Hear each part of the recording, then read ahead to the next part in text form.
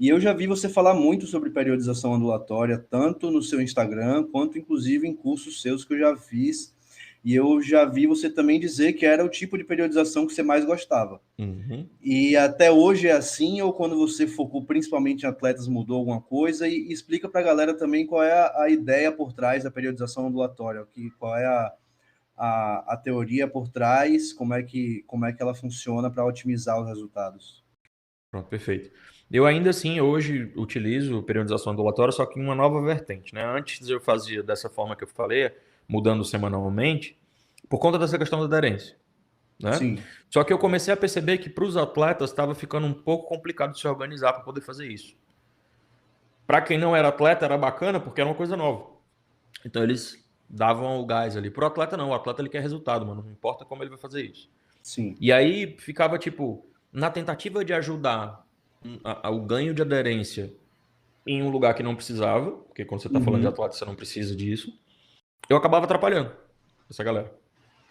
Não que, Perfeito. tipo, tenha atrapalhado resultados, até porque muitos dos resultados que eu tive foi utilizando essa estratégia, mas eu ouvia, vez ou outra, alguns relatos falando, porra, tá difícil, tá um pouco difícil de organizar, né, dessa forma aqui. E aí eu fui reformulando esse jeito de prescrever, continuo usando periodização ondulatória, porém não é mais uma ondulatória semanal. Sim. Ela é mais uma ondulatória diária, tipo, é dentro do próprio exercício eu vou fazendo essa ondulação de quantidade de intensidade, entendeu? Normalmente começo com intensidade menor e vou subindo ela ao passar das repetições. Em algum momento eu reduzo, em algum momento eu entro com alguma técnica avançada, mas é um treino mais fixo, é um treino que a pessoa faz a mesma coisa ali nas 8 semanas. Só que dentro do próprio movimento, eu não dificilmente você vai me ver para escrever no exercício tipo 3 de 8 a 12. Normalmente eu venho uma de 12 a 15, uma de 8 a 12, uma de 6 a 8. Eu vou assim, eu divido por série. Né? Então é um estilo de periodização ondulatória, mas intra-exercício. No mesociclo, né, eu tenho a mesma coisa, o mesmo treino. Mas dentro de cada microciclo, dentro de cada treino, dentro de cada exercício, eu tenho uma variaçãozinha. Entendeu? Então, hoje em dia é o que eu utilizo mais com os atletas por conta dessa questão que eu vi que estava atrapalhando eles. E assim ficou perfeito, assim eles conseguem seguir perfeitamente. Porque eles têm inclusive um guia melhor de como seguir com a intensidade, eles conseguem visualizar isso com mais facilidade, entendeu? Para quem é mais experiente é uma ótima opção. Quem é menos experiente a outra forma que eu fazia, eu senti que eu tinha um, um, um, um grau de resultados maior, digamos assim, eu tinha um grau de sucesso Sim. maior. É o bom de você não ficar ali toda semana mudando, é que a pessoa consegue ter as métricas dela muito mais fáceis, né? De Cara, progressão e tal. Ela eu falo sabe que exatamente qual foi a última carga que ela usou, qual é que ela vai usar agora. Ela não fica toda hora, tá, qual é a minha carga agora? isso era exatamente isso que complicava para eles, entendeu? Porque ficava bagunçado. Mas eu ainda falo sobre outra coisa, cara, é aprimoramento. Aprimoramento de técnica, aprimoramento porque, tipo, você treinar pesado, você tem que ter técnica, não tem como. Sim, Né? A galera é outro erro besta que todo mundo faz, que é atrelar o uso de muito peso com técnica errada. Cara, é exatamente o contrário. Você só consegue usar muito peso se você tiver uma técnica excelente. Não tem como você fazer um levantamento terra com 300 quilos sem uma técnica adequada. Não dá. Não dá. E o problema é que a galera acha que fazer um round na coluna é uma coisa errada. Para um cara que está sim. levantando 300 quilos e tem capacidade muscular para fazer isso, não é errado. Ele precisa daquilo ali para poder levantar.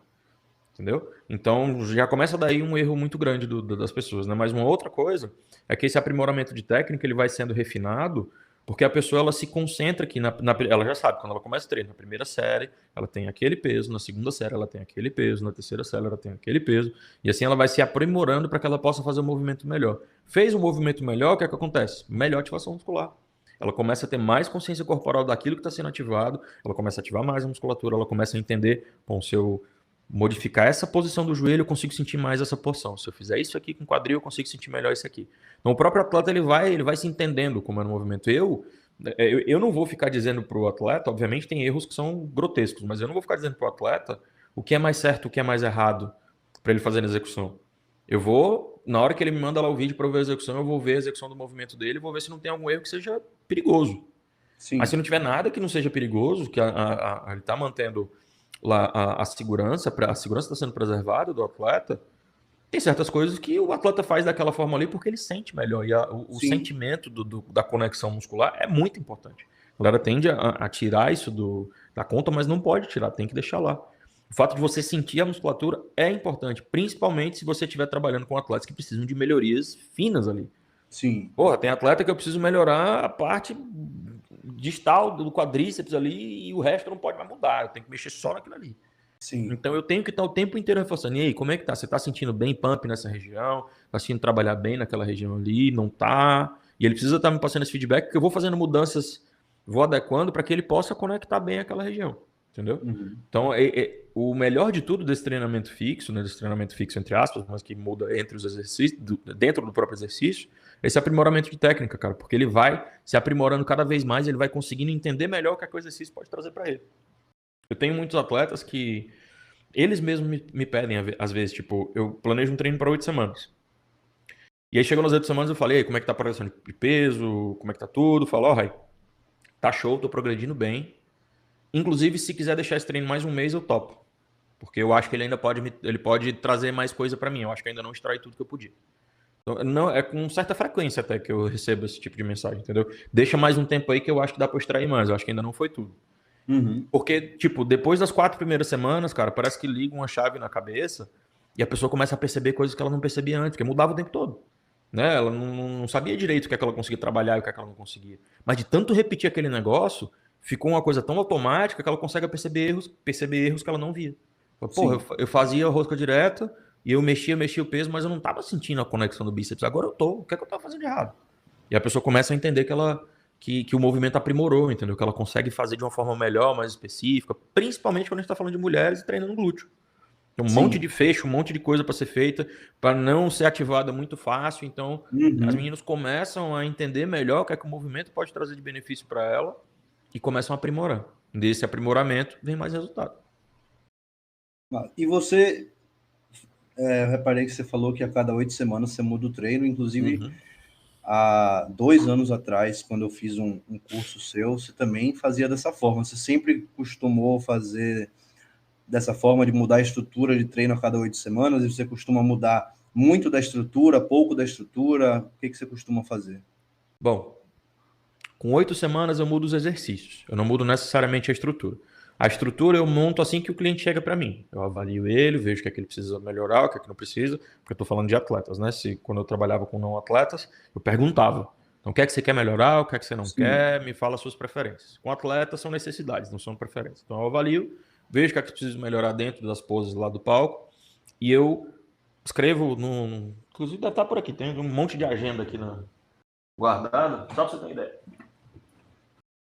Eu vejo direto você postando lá. Sim. Tá tudo rabiscado aqui. Para isso, eu sou um pouquinho old school. Meu TDAH impede de eu fazer isso no computador. Eu preciso escrever. E aí eu escrevo a estrutura do treinamento, escrevo as necessidades desse meu atleta, né, dessa minha atleta. E quando eu vou mudar o treino, essas necessidades já estão anotadas. Eu deixo do lado. Depois que eu escrevo na mão, eu passo pro computador. Eu sei que é idiotice fazer isso, mas, enfim, quem tem TDAH vai entender o que eu tô falando. Eu já tentei, eu não consigo fazer de outra forma. Tem que ser assim. Eu tenho TDAH, eu descobri por sua causa, né? Porque eu via você falando muito sobre, eu falava, pô, eu sou meio assim também, eu sempre fui assim. Aí fui num psiquiatra e descobri que eu tenho, hoje em dia, que eu tomo medicação, minha vida é outra. E eu também sou muito assim, eu tenho aqui, em minha volta aqui, eu tenho uns 5 cadernos. É foda, cara. Eu não consigo. Já tentei, tipo, escrever diretamente no computador, mas não dá. Minha cabeça trava na hora. Já que é pra perder tempo travando aqui a cabeça do computador, eu vou perder tempo escrevendo. Então eu faço dessa forma. Aí eu escrevo aqui no meu caderno, eu jogo o computador e deixo salvo. Né? Deixo lá guardado. Quando eu vou fazer a mudança do treino, chegou às 8 semanas e eu decidi que tem que mudar, já vi que o treino deu o que tinha que dar e eu vou fazer a mudança, essas necessidades já estão lá anotadas. Então eu não preciso mexer mais na estrutura desse treino, a não ser que não tenha funcionado bem. Falei, não, a recuperação não foi tão boa, não ganhou tanta força, o resultado visual não foi como eu queria, talvez se eu mexer aqui vai ser melhor.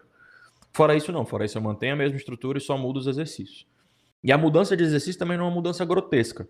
Né? Eu mantenho a mesma base de exercícios, mantenho lá a mesma montagem, mas eu faço variações.